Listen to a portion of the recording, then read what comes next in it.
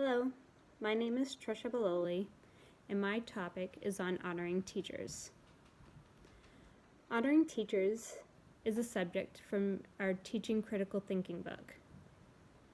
This subject relates to the value that students and their families place on teachers. When a parent sends their child to school for the first time, they're usually pretty nervous, especially if it's their first child. It's not easy to have faith in strangers. Parents want to feel like their child is being cared for. They want to know that a teacher is going to create a positive and engaging environment.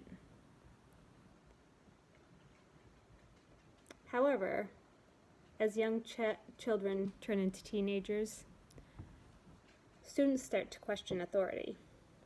This includes parents and teachers. Some teachers are looked at very negatively.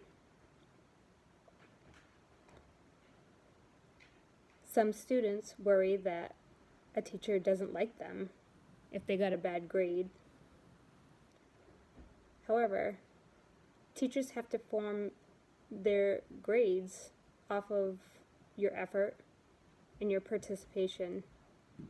Sometimes you get what you give. Some students think teachers are on a power trip, and some teachers are. Some teachers abuse their power. Either way, there is a loss of respect. Parents may also have a negative opinion. Some parents buy into their child's negative opinions. Some parents do this because they're worried about their own personal relationships with their children. And because of this, they allow their children to become disrespectful, and they pamper and indulge their children. Many teachers believe respect begins at home.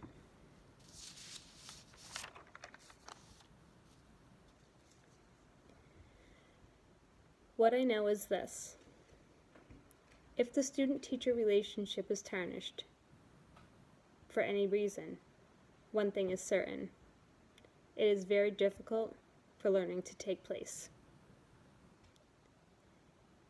But, on one hand, if students and their families show respect and value for teachers, if they respect the teacher's education and the education that they're trying to pass on to other students,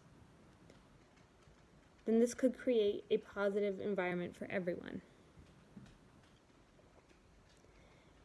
In the elementary school that I work in, I work directly with a child whose family accused a teacher of misconduct.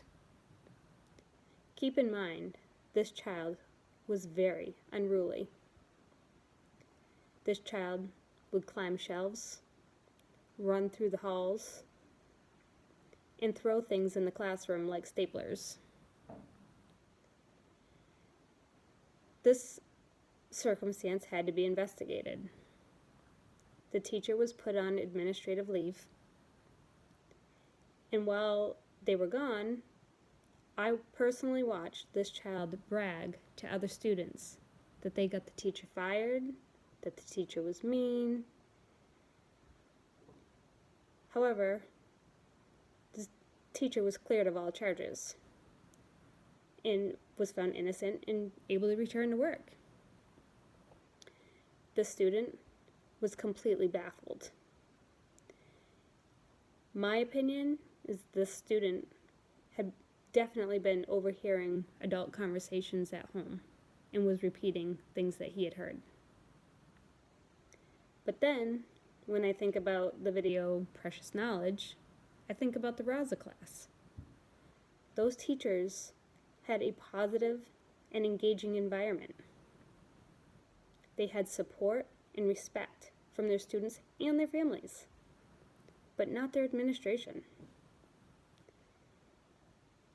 They exposed these students to a different form of history. These students got to learn about their own personal Latino culture.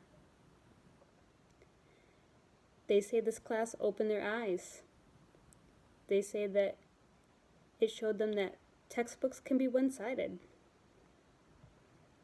In the end, the superintendent and the school committee voted to have the Raza classes ended, even though the student success rate had improved.